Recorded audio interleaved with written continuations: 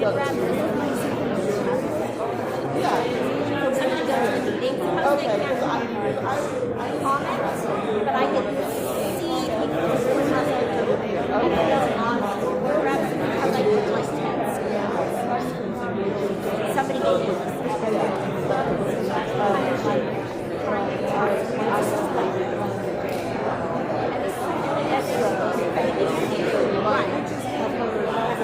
And a lot of people are not part of the application. So like, hopefully our rep.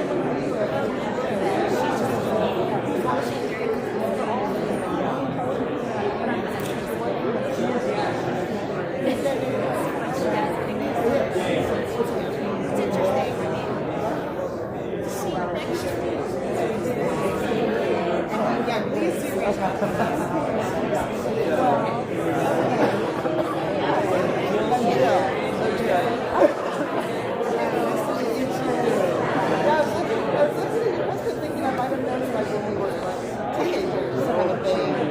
Now we figure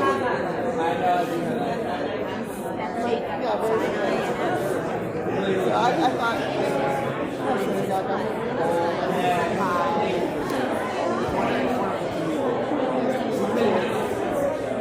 you should practice. No, but I mean, I know it's Yeah, just show up. anyway, everything's complicated.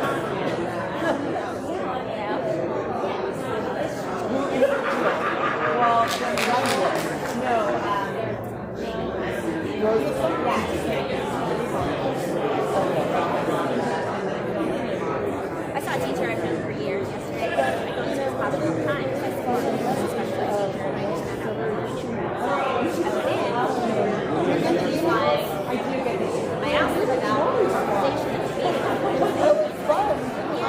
I'm doing it, talking about it, and what's it about?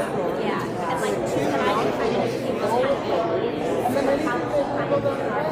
How to kind of no matter what you think about what's happening, this is not an issue we should be making.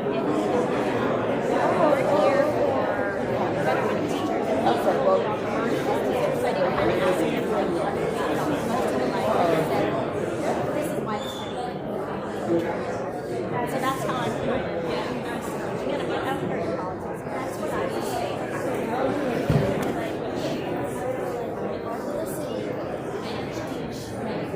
Leave it at that. And what my one person is saying, you know,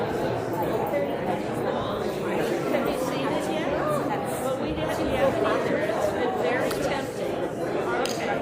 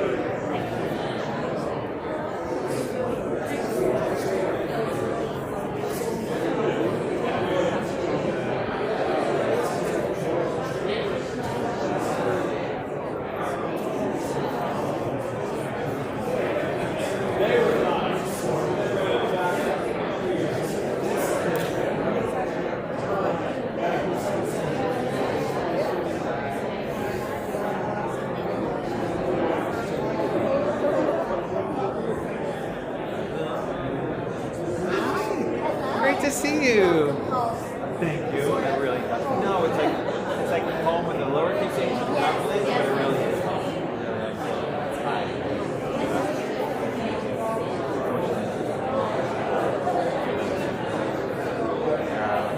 Good to see you. How's it going? America? I got a text from a donor. Look, I'm going to be in America. I was like, okay. Time to come home. Oh, Dorit's.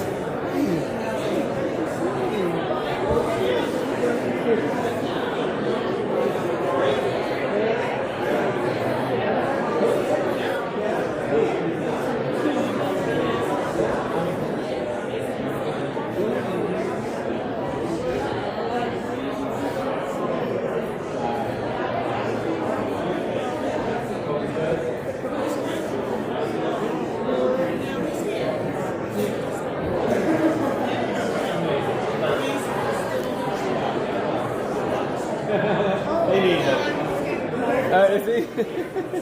He's the best. Please send my best to everyone. Okay. Thank God, you know. Good, yeah.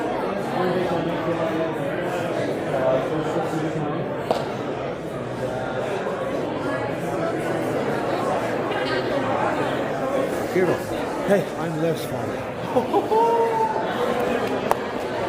I met you once at the barbecue. I know you remember him not there. Well, come on. Wait, how's he doing? Epo. Voila. Yeah, I'm clear if he's studying or not, but he's there. He's there. He's physically located there. Yes.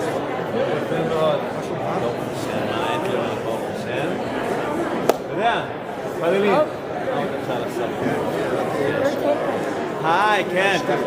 Yeah, now I remember. Good to see you again. How are you? Oh my gosh, Shanim, years. Yeah. Everything's good? I hear Lev's down in San Diego. Yeah. That was what you said. In so many words. Yeah.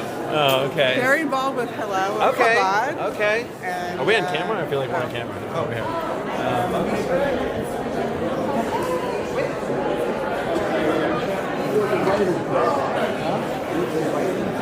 Oh, no. That I do not know. Which one?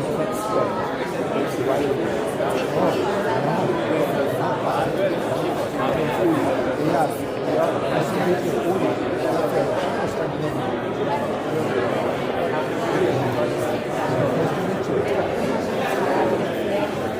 Yes, doctor.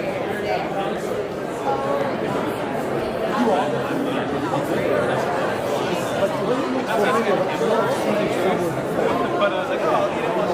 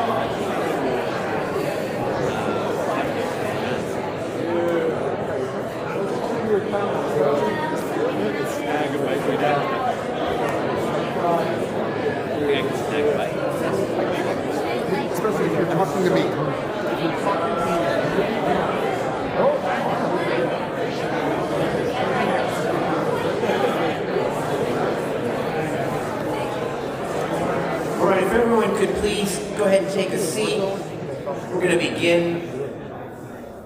I know people are still filtering in. This is how it works at Temple Beth Abraham with our parking. But we really appreciate that you could be here. I'm Rabbi Mark Bloom, rabbi here at Temple Beth Abraham. I visited Israel, including the Gaza envelope, in December, along with my wife Karen, to bear witness, to volunteer, to support the Israelis, to let them know that they are less alone. And I did have the opportunity, the terribly sad opportunity, to visit the site of the Nova Music Festival. And you kind of feel like you're walking the very thin line between life and death, between the joy of what was the festival, where you see memorials and banners of the DJ performing, but you can sense the heaviness, the pain, the tragedy in the air. But I feel like I was privileged to have seen that. You're going to be privileged to hear from Eden Shmuel, who was at that. Before we introduce her, and actually I'm going to introduce Akiva, who's going to introduce her. I want to say thank you to NCSY and Akiva Nyman for bringing her here. Also want to thank Congregation Beth Jacob and Congregation Sinai and Dreidel Lazier and Oakland BBG of BBYO, who are also here. And so these are official events for all of our groups. And thank you for coming and bearing witness and just being in community. And these stories, we have to hear them. We have to repeat them. We have to listen to them. We can't just hide. And so thank you for being willing to be here tonight. So without further ado, I want to introduce Rabbi Akiva Nyman, representing NCSY, who is responsible for bringing her here.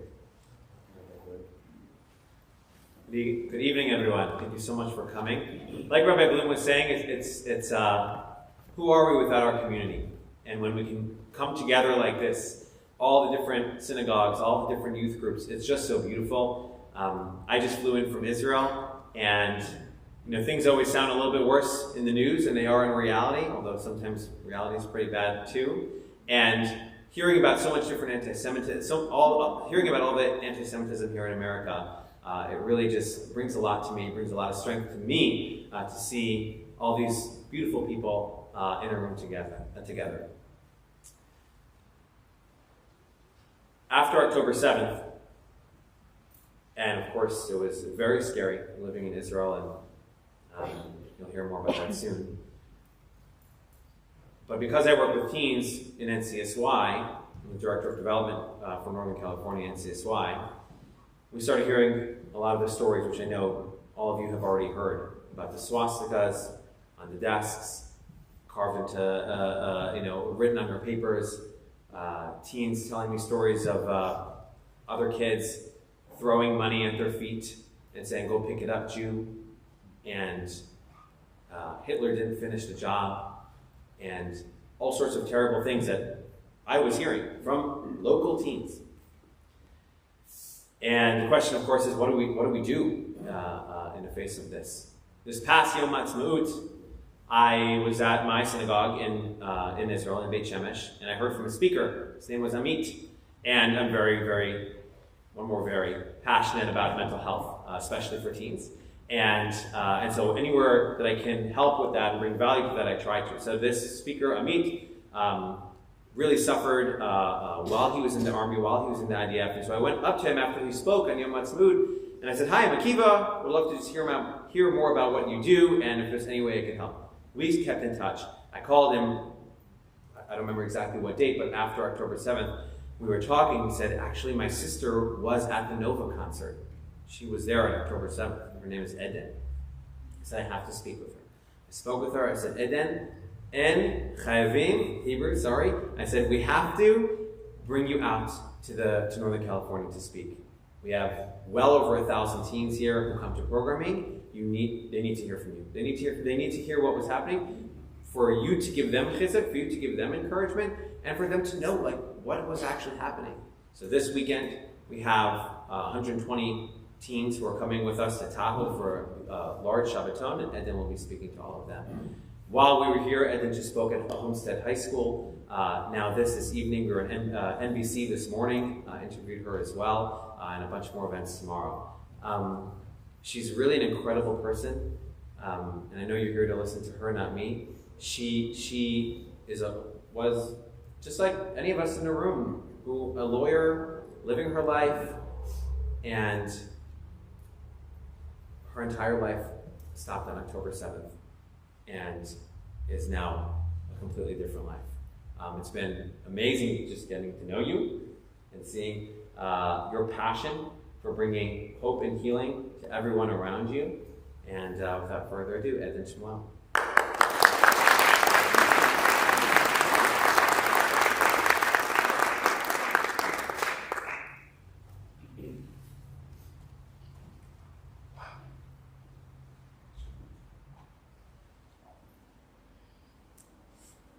Hey everyone, nice to meet you all. I'm really excited to be here tonight.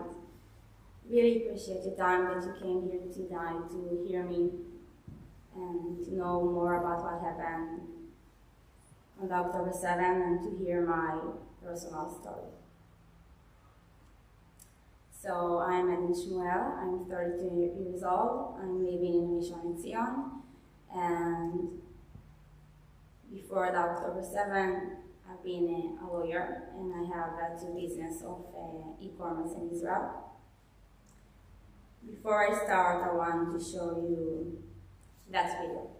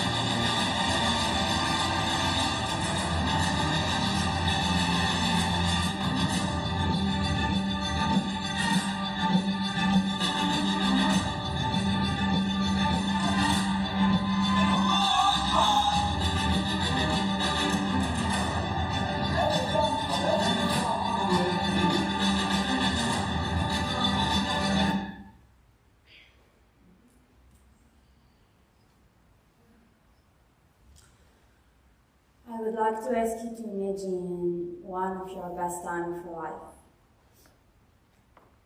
You are at nature party with your best friends.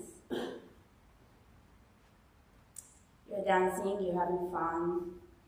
All you can see around you is beautiful people that came to celebrate life, freedom, and music. You are part of a community that welcome everyone without difference of age, race, or the place it came from. That was the Nova Festival, my party, the party that changed my life forever. So it was on Friday night, after the Kiddush,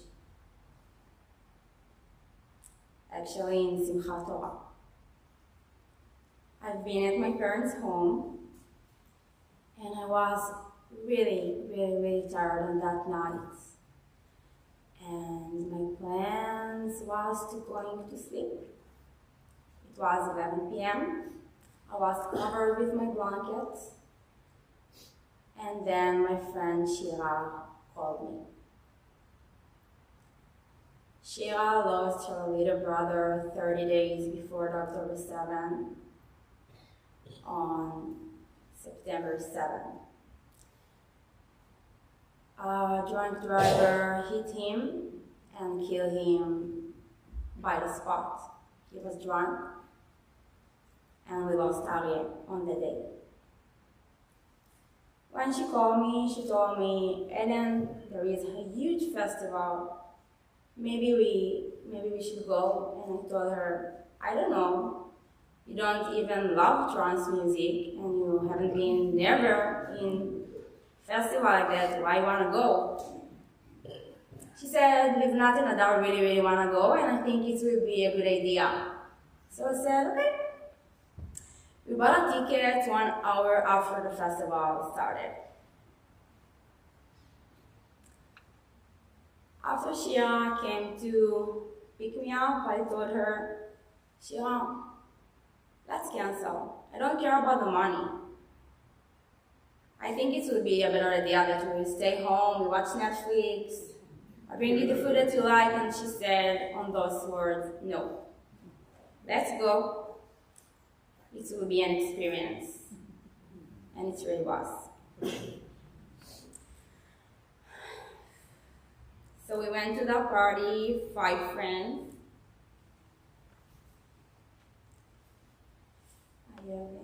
Magic. It was in Maya. I don't know what is happening. Maya did not, maybe it's better like that. Okay, perfect. Maya did not, Shira, Hadar, and I. So we went by car, 5 friends. And Hadar was not really excited on that day because they bought a ticket 6 months before. They've been in the big trip in South America. They knew a lot of people that came, especially for that festival. It was like meeting point of everyone. We sang songs all the way, we danced, and I didn't really understand why they are so exciting. It's just a party. And then we arrived. We arrived to the party for the Nova Festival. And what we saw is the most amazing production that I ever seen in Israel. It was huge. There was an area of dance, area of food, area of makeup, of clothing. Like it was like Burning Man in America, but better. We went from one tent to another to meet all the friends of Livnat and Adar and to meet everyone. And some of the time we danced, some of the time we talked with people, and it really felt like it's the wedding of Livnat and Adar. Actually, I was worried about Shira, but I saw that she had so much fun on the day. And she told me that she feeling that Aryeh is dancing with her because Aryeh really loved the trance music, and she said that if he was alive, he was being there for sure.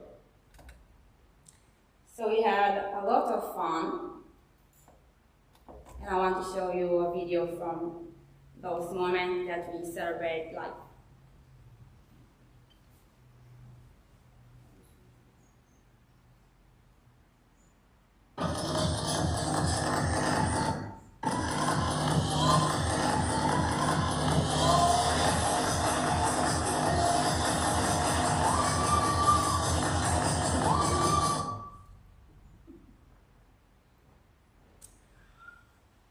So all the party, we've been waited just for one thing, for the sunrise. Sunrise is really a big moment on Nature Party. And actually in Nature Party, I didn't tell you that, but we don't know the location of the party till the day of the party. You get the location just on the same way, and you put it on Waze, and you're going to a trip. And in Nature Party, People arrive to the party just for see the sunrise. It's like the moment that you can see all the faces and all the smiling and the energy is getting high, and you can feel like everything to see the all beautiful people that are around you.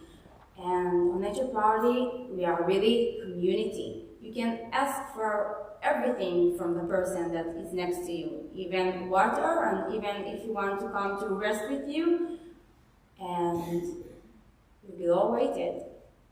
And Givnat and Adar looked at us and they told us, wow, the sunrise is coming, you wait for that, we've been waiting for that all the time. And Shira looked at them and said, it's just a sunrise, okay, let's have fun. My friend Einab Kayam, she is my friend from high school. And her husband Or, they have been on the way to the party at 6 and 15 minutes. They arrived exactly to the party. Einab got murdered by the spot, Or is still kidnapped in Gaza, and their baby 2 years old still waiting for them for all in Rishon LeZion. I want to show you the last dance of all.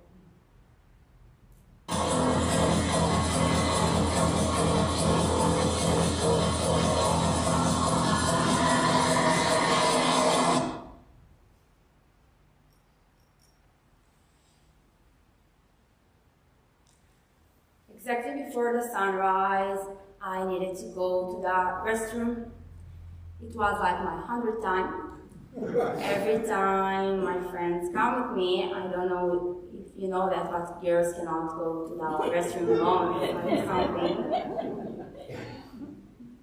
So at that time, I said, okay, I'm going to the restroom, and if not, my dad and my aunt said, no, we're coming with you, and she all looked at them and said, oh my God, she's 32, she can't go alone to the restroom. Shira telling that on that moment when I left,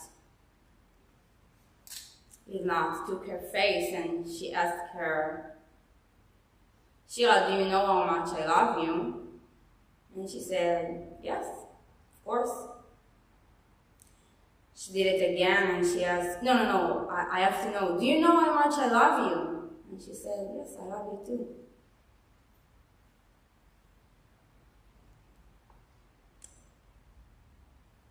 I want to show you what happened on those moments when I've been in the restroom.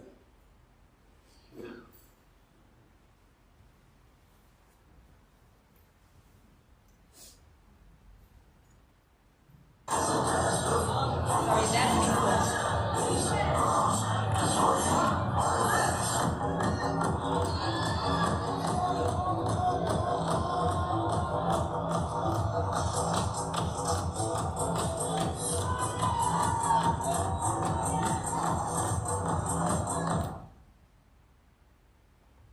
So that was the moment that I left.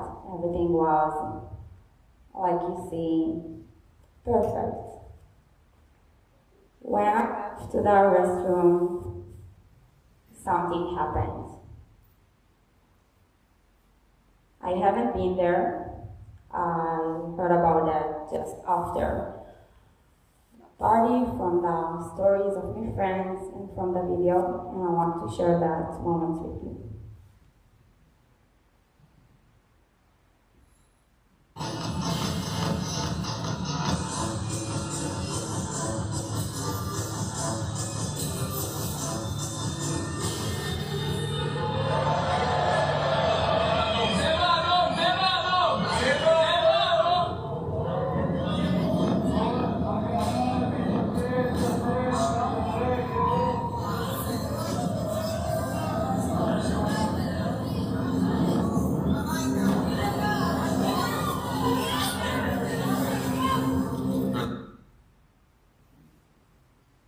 That was the that song.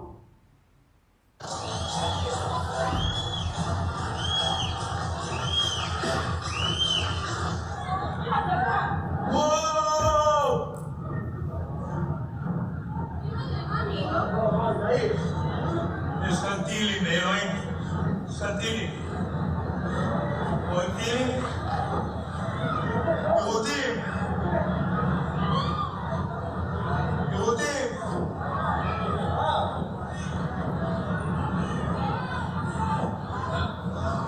וואלה, יהודים. איזה מסיבה. וואלה, טילים, באמא שלי.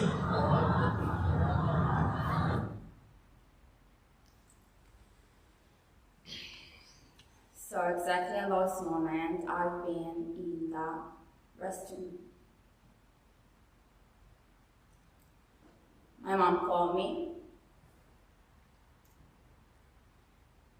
and she asked me, Aiden, where are you?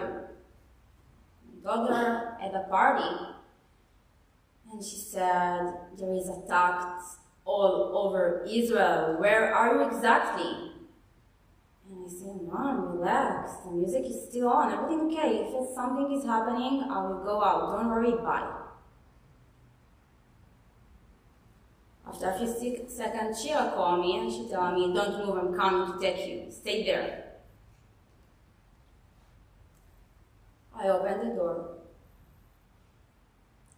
And it felt like I got out from a time machine. Because when I got into the restroom, everything was like a dream. And when I got out, it was like a nightmare. People was running around, crying, looking for their friends, lying on the ground with their hands on the head and screaming. I looked at the sky and what I saw was sky full with missiles. I looked right, I saw Sheila running to me. The policeman didn't let her move because the area was already clear, and I thought to myself, oh my God, how much time we've been there, what's happened? Sheila took me to our other friends. My aunt did not, and the dog. He was lying on the ground. One policewoman came over and Sheila asked her, what we need to do? She looked at us, she looked into Sheila's eyes and she told her, listen, if you have a car, go home now. And it was like she knew something that we didn't. All the time, people came to me, tried to relax me, tried to hug me, tried to bring me water, and I said, move away, I want to go home, I want my mom now. Actually, I had a panic. I was very in panic because on October 6th in Israel, it was really calm.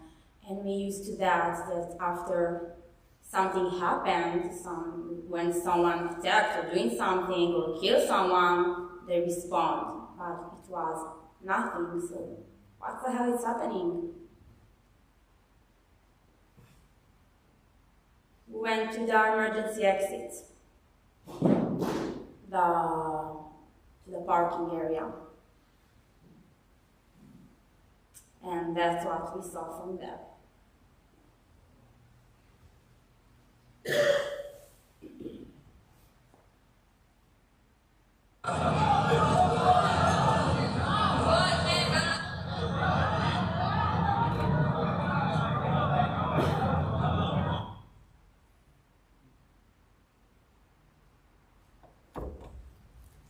So the sky was full of rockets.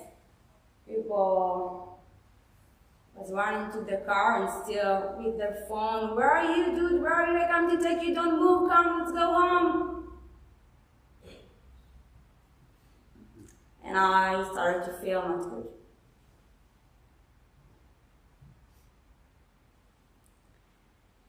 On that point,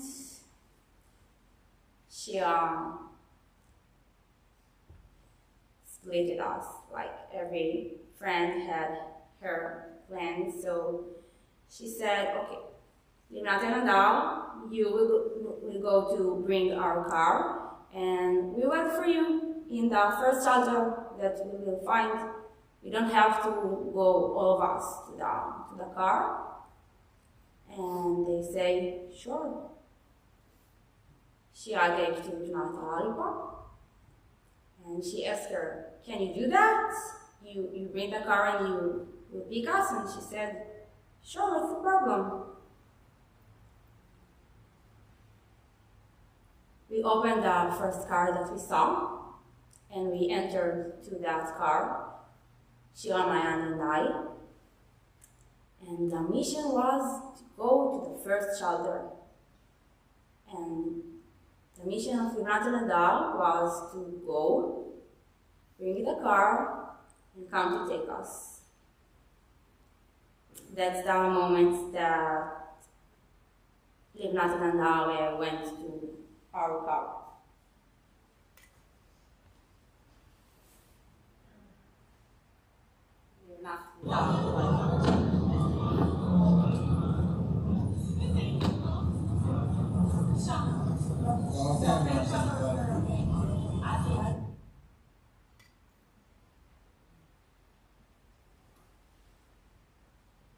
We asked from the driver, Shlomo, to put us in the first shelter, and he said, "Sure." He put us in this first shelter. In Israel, it's called migunit. Migunit, it's like a bomb shelter, small, very, very small. The location is in every bus station in the south. And actually, he fits for 15 to 20 people if they're really, really sticky. And we've been there maybe 40 at that time. All the time, people was horrified just because the missiles. And some people trying to relax them and said, "Relax, it's just a missile, we are in a safe place, don't worry, we are here, we are all together." But suddenly, we started to hear that terrorists entered to Israel. I need that you will understand something, that in nature parties, people doing drugs, and they drink a lot of alcohol. Shira and I didn't do drugs, and we thought to ourselves, okay, there, imagine everything.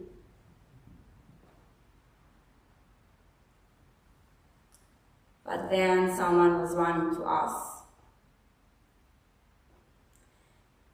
and he said something without a double meaning. All the time we've been outside the shelter because there was no space, no air inside. So I saw him running to me, and he shouted, "Run away now, the terrorists are here, run, run, run!" So in the same time, everybody went out.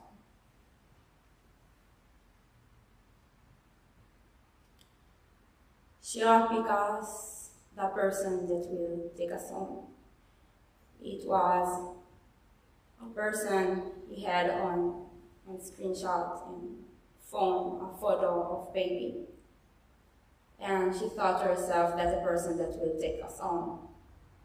So we entered to the car, all of us. And we turned right to the only way home.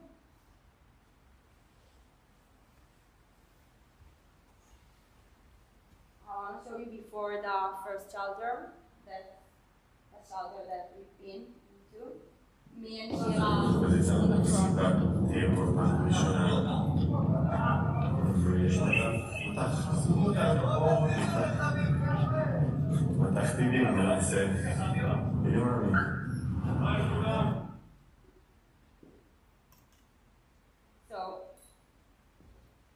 That's the only way home. The exit from the party and the way out home is just in one road. The other word is to Gaza. So we entered to the right, and we stopped because it was a traffic jam, a long traffic jam. Someone turned around and he did to us, "You can't go there, you can't go there. There is a police checkpoint over there. It's blocked."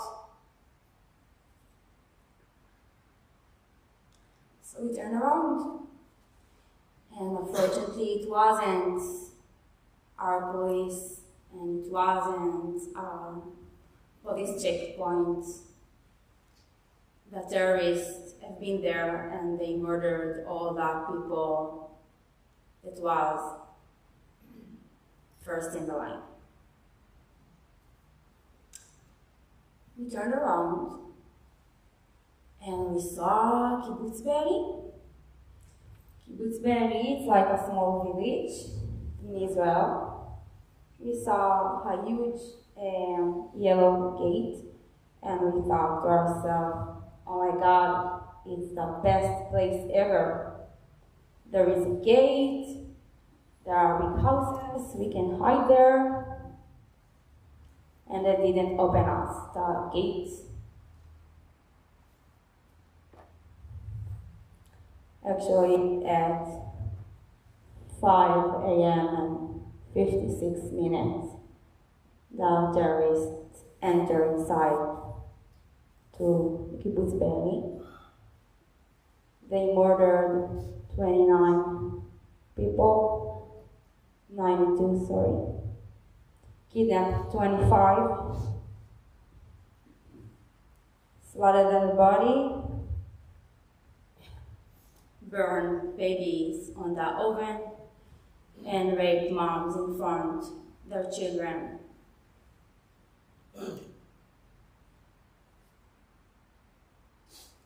So Baruch Hashem, we didn't got in, and we turned around again. We arrived to the second shelter. I want to show you before it's inside that shelter.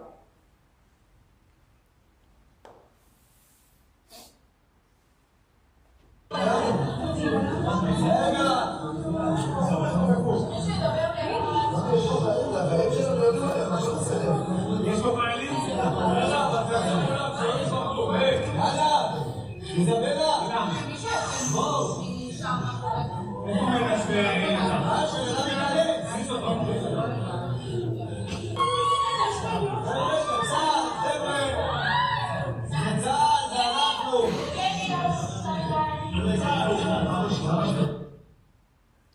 We tried to call to Adar and Livnat.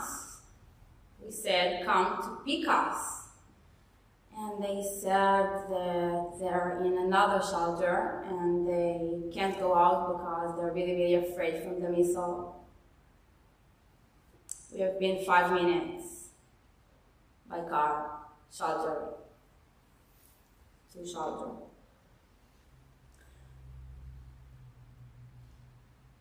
We stood there a lot of time, and as you can see, it wasn't placed inside, so again, we stood outside of the shelter. All the time, we've heard the shots in the RPG, and we didn't know if it's our army, the terrorists, what's happening outside. Someone was running to us, covered with blood, with a gunshot on his shoulder, and he told us, "The terrorists shot me." Even then, we don't really realize what's happening around us. Your mind don't let you believe that that's the truth. So you deny that, you delete it from your mind, and you're trying to stay focused in your survival. We tried to call the police. One policeman answered us. We asked him what to do, why the policeman why there is no army. And he said, I don't have how to help you. If you have a way, run away. Actually, the policemen and the forces, RIDF, have been on the way to save us, but a lot of them got murdered before they arrived to us.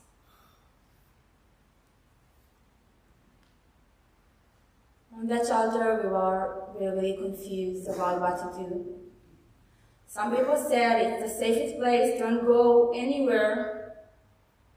One girl, Kat Shira, and she told her, I'm from the south, I'm telling you, don't go. It's the safest place in the world. And now that girl, she's in the hospital with 7 bullets in her back. She's in one rehab.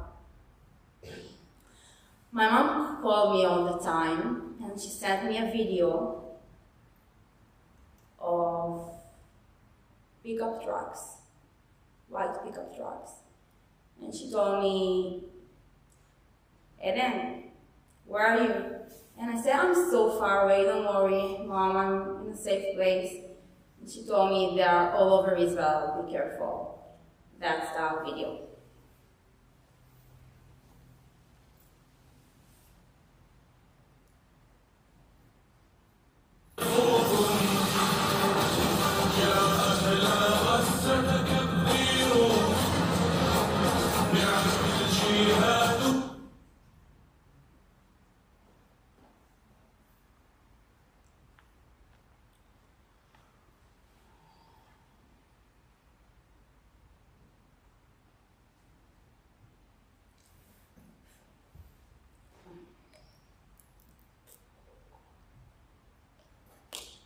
Some girl picked up her phone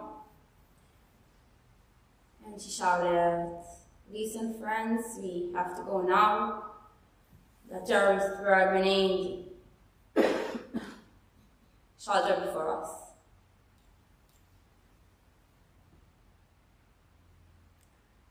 Sheila saw someone that entered his car and started moving to the road that I told you before, 232, the one was blocked, and she screamed at him, where are you going? It's blocked. And he said, I'm not staying here. She asked from him the phone, and she told him, okay, go, I will call you in 3 minutes. And he said, okay. We called him after 3 minutes, and he told us, you can come, the world is open.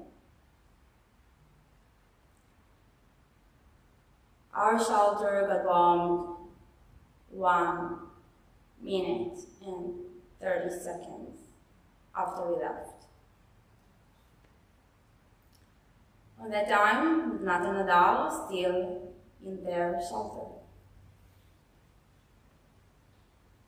We told them to run away too, and they said, if not said, no, I'm staying here in the shelter. I don't feel safe to go. Sheila told her there are terrorists outside, and she answered no. If something will happen, our army will save us. We started our way home. After 1 minute that we were in the car, we saw a terrorist that pointed his weapon on us. And behind him, another terrorist grabbed a body to his car, probably hostage. He was screaming on our driver, go, go, go, don't look back, just go, just move. So they didn't hit us. All we saw around is abandoned cars, that people that came to celebrate life and found themselves dead on the road. We didn't want him to look, but we have to look to save ourselves from the other terrorists that were around. We continued till we saw another car that blocked the road, and 5 people was pointed their weapons on us. And I'm saying people because we didn't realize, we didn't succeed to see if they are terrorists or they are policemen, so we tried to zoom in the iPhone and we didn't succeed, so we decided to turn around. And what we saw was the white pickup trucks, and I knew already what it is, so what the way was full of shouting and screaming and crying. And we begged from him to turn around again, so he did it. And we succeeded to get out from there without one bullet, without one scratch. We arrived to Haifa with our driver. It's 2 hours, 3 hours away from my home. But all Israel was under attack. You can tell him to listen. I need to Rishon LeZion. So we went to his home. All the time, Livnat and Nadal didn't answer to us. There was just one V on WhatsApp, and we thought to ourselves, okay, they lost their phone. The connection, they're not good. I came home at 5:30 p.m. I entered to my parents' home. I looked at my mom's eyes and I didn't need to say anything. She already knew everything.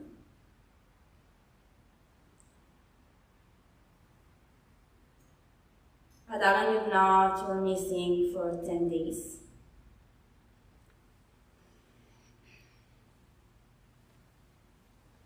Their shelter was bombed a few minutes after we left our shelter. They had a terrorist outside our home shelter. They made sure that everyone was there really dead. That was the way home.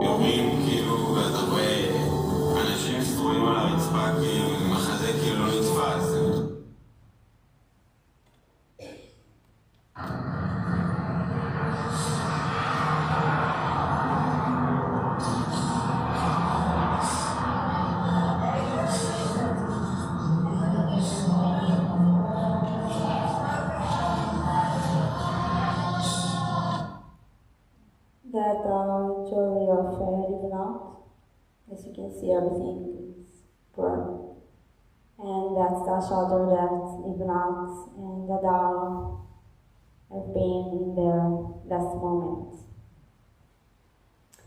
Adar and Livnat were missing 10 days. After 10 days, the army and the police recognized Adar's body. 10 minutes after we buried Adar, we went out and we got a phone call that we found Livnat too, and it was her Hebrew birthday. So Shira celebrates her birthday on the grave.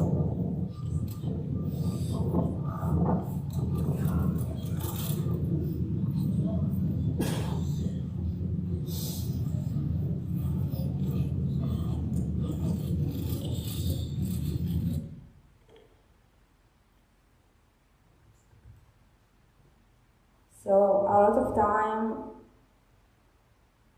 after the October 7, I didn't understand why I stayed here and why Livnat and Adar and a lot of beautiful souls didn't come back from that festival.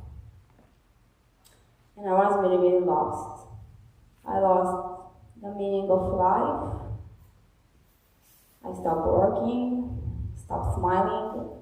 People kept telling me, okay, you need to do yoga, you need to do sport, you need to eat I don't know what. And I said, why it doesn't matter? After Akiva talked with me,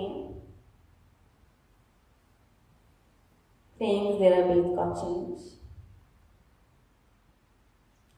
I understood that there is a reason that I stay here alive, and there is a reason that God saved me a lot of time on that day. And it was like a butterfly effect. Every decision that we took was the right decision for us. Before I continue, I want to show you a happy video of me and Sheila. The slogan of the Nova Festival after it happened that we will dance again. And I'm sure that everyone, every survivor will be happy again. And that's my motto. That's all the people from the Nova Festival.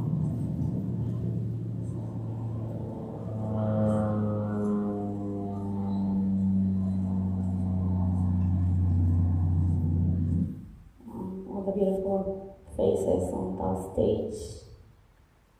And that's a happy video.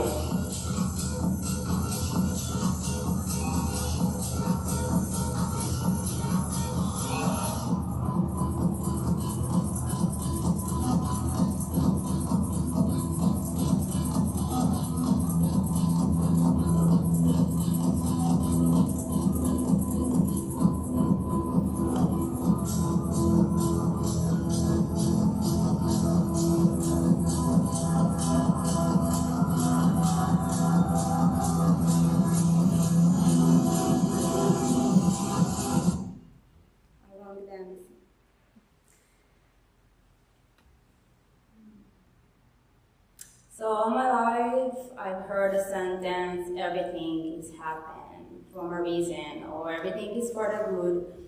And it was like a regular sentence that everyone heard in his life, but now it's like my belief.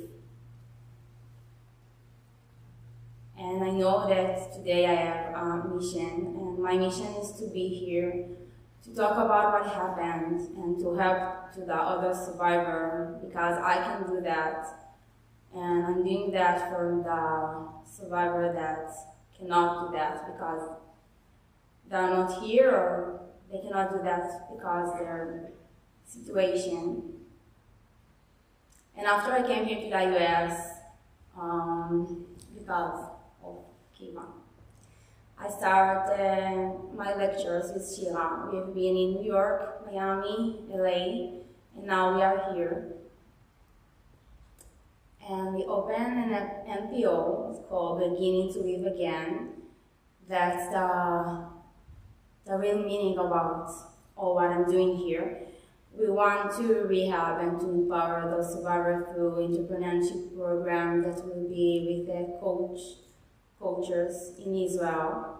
We want to bring them back to the path of life with a lot of good things. Personal and professional development and fulfillment of dreams. And that's what I'm doing on those days. I didn't come back to work, and that's what I want to do. And I'm really happy to do that. That's what gives me the meaning for life. So I will show you the barcode, and if you can help us to continue our journey, I will be very, very thankful. And I want to tell you again that I really appreciate that you came here to listen to my story. It's given me a lot of power. So thank you.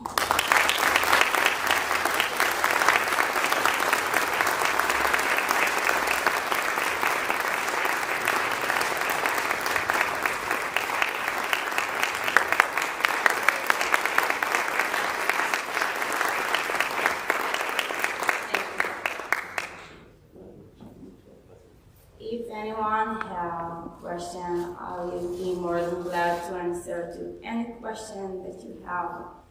No matter what it is, I'm here to listen and to answer it. So if you do have a question, you can come to the microphone and line up for questions. We're going to have to end by 9, but there's time for a few questions. If anyone wants to come up to the microphone and ask them so everyone can hear.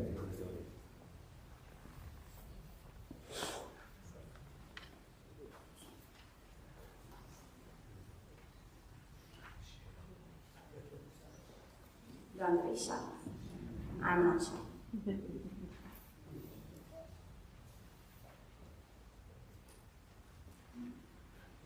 I was very clear.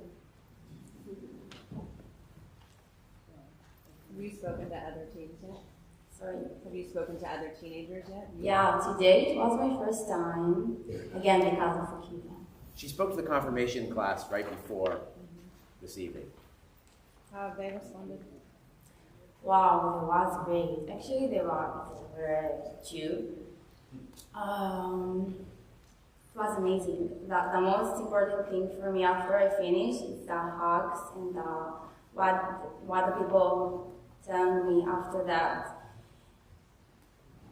I know that even if I change something like that small in someone's mind or let him believe in something else,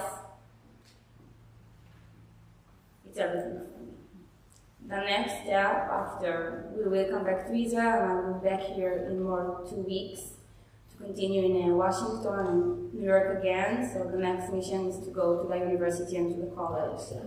So I got a lot of power and now I can do that. All right, well, this is wonderful of you to have the strength to do this over and over again. So thank you. I was wondering if you have enough therapists, and can you talk a little bit about how people are telling you about their experiences in Israel and how they're coping now? Sure. Thanks. So one day after, I was in a meeting with a therapist because my mom told me. And I said, Mom, I don't want to talk with anyone, but from that reason, I think that I can stand here right now. I think it's like the most important thing that I've done after October 7. I didn't believe in therapists before. And after that, I think it's the most important thing in the world. And actually now that's my healing, to talk with people and to do the lectures. So for now I just put my therapy in the side because I feel like that's my true healing, to do what I'm doing right now. Actually, I don't have a question. Yeah. I want to just thank you for the courage and the strength. It's so important that people hear what happened, and we lose sight that, the media, the way it's told is one thing, but to hear it from you is completely different. And oh, I'm sorry. I wanted to I don't have a question, I just have a gratitude. I just want to thank you for bringing your story to us and to everyone. That it's so important, and it's very difficult to hear. I can't even imagine what it was like for you and for Shira and Not and the friends and everybody at Nova. I can't even begin to comprehend what that was like. But I'm just so grateful that you. Thank you. That's good. That means everything to me. Thank you.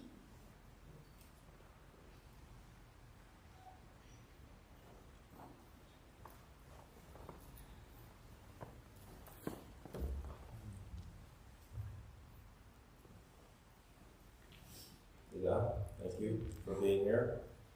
I'm wondering if in the stories that you're sharing at the universities you'll be going to, are you speaking to non-Jewish audiences as well? And it's my first part of my question. And then my second question is, given your experience, like obviously everyone in Israel wants the hostages freed who are remaining. Do you see your mission intertwining there as well? Okay, thank you for asking that. Okay, so on that journey, we built a lecture just for our community, for the Jewish people, so I didn't put in my presentation the worst video that I have, and I have. So I will go back to Israel, I will change a lot of presentation, and I want to the bond that they did. And I'm a lawyer, I love to debate, I love to talk, and I love to put the things on the spot. And I really love to do that in my life, so when someone will make me angry, I will do that better. So I'm waiting for that. I'm really waiting for that. And about the hostages, they are with me every day, you know, I have something to tell you about that. Before about that, like, I was thinking about them every day, like all of us, but there is something in the act that you take it off every night and you put it every morning, like, you know, I'm here and you are not. So my heart is with them. I have friends of friends that are still in Gaza. And my friend's husband. And maybe I need to do more to bring them back, but I think that we all do their best. Thank you.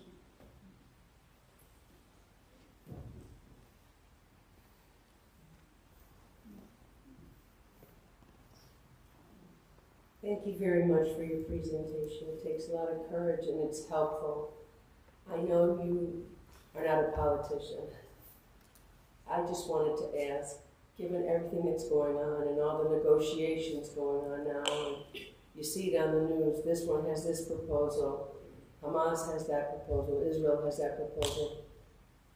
Just the discussion in Israel itself among your friends, your family, people that you know, what do people feel the solution is to the situation? Thank you. Thank you so much. I will tell you exactly what's happening in Israel right now. I think that the hostages family really dealing with that, but the other people, we have family that served in the army in Gaza. I have a friend in Gaza, I have a friend that just now moved to Lebanon. There is a continue for that war. And I think that nobody right now dealing with those questions, because we have one proposal to bring the hostages back and to pray that our friend and family and soldier will be back home soon safe. So when we are sitting even in the Kiddush, I know that here in the US it's a little bit different, but when we are sitting, someone just started saying about something about the war, we just do, we are not talking about that. Just waiting for everything will be okay. And everybody will be back home safe. So we don't talk a lot about politics in my home with my friends. And we are waiting for everyone. So all that nightmare will be over soon.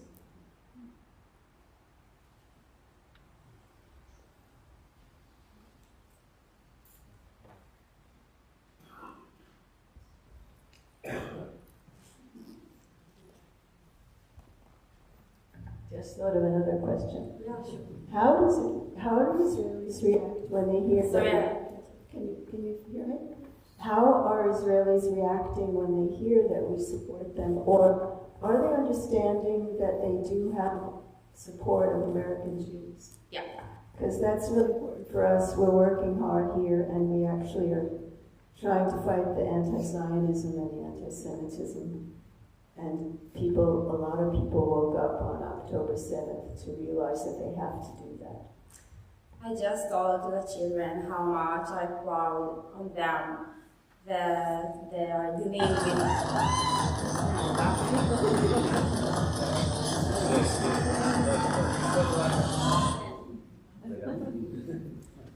I just said to those kids, thank you about what they're doing. So, because since they're kids, we are really appreciate all the things that you're doing here. And for us, it's like crazy that the kids here are coming to Israel to stay with the army, and that you guys are coming to Israel to volunteer now in the kibbutzim, and you bring through our soldiers, the survivors, money. We sometimes it feel like unreal, but I realized something. I haven't been never in the US. It's never talked to me. I love beaches and cocktails and that kind of stuff. So it's the first time that I felt that Am Yisrael Chai, no matter where we are in the world, we are one big community, and we are all over the world, but we are one. We have one country to live in, Israel, but even that you are not there, you are so connected, and I think that you are watch the news more than I am. Really, I'm not kidding. No. Every morning. Yeah, I know that. And I want to say thank you, בשם של כולם, in the name of all of us. And be sure that we know that, really. Yeah, it's the only time I wish I were 40 again, and I go back to Israel to help. You can come and we take you to the farm in the kibbutz. Oh, okay. And the other thing, I just wanted to tell everyone here too how important it is. The Jews in the diaspora, especially here in the United States, we have a lot to contribute, but we have to do it. And we have to pressure our government to support Israel. We have just as crazy a government as here as you guys have over there. So we have a lot of work to do. And I've assured my friends in Israel that we're working on it, and they see how important diaspora Jewry is. So it's good that we've come together over a crisis. So it's another way of supporting you in your perseverance and understanding that you have to do this job, this difficult job. Thank you so much. Thank you so much.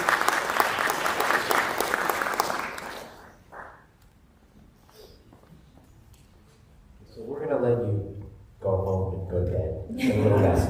Akiva is going to say just a quick wrap up, and then when he's done, I'm going to ask everyone to stand up and sing the Tikva. Oh, yeah. She knows the song. First of all, one more time, thank you, Evan, very much.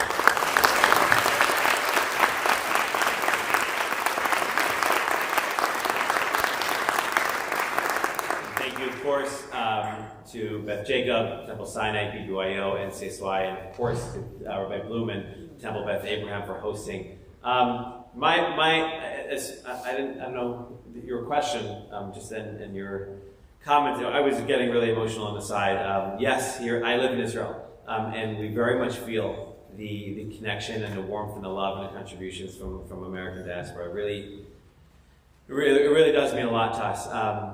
I lived here for 8 years, and I just, for me and for my wife and kids, this is like what we've been talking about all the time is one word, and it's that word of unity. It's the word of achdut in Hebrew, or achdus if you're yeshivish. And that's the most important thing moving forward. And like, we have that now, and we've gotten it in the face of crisis, but we cannot forget it. We can't forget it in a month from now or in a year from now.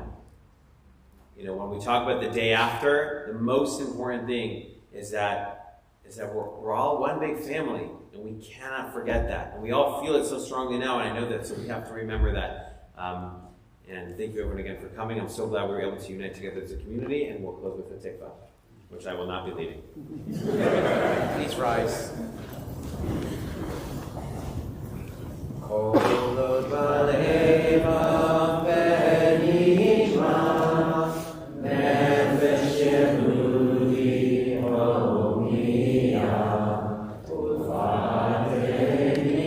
Israel.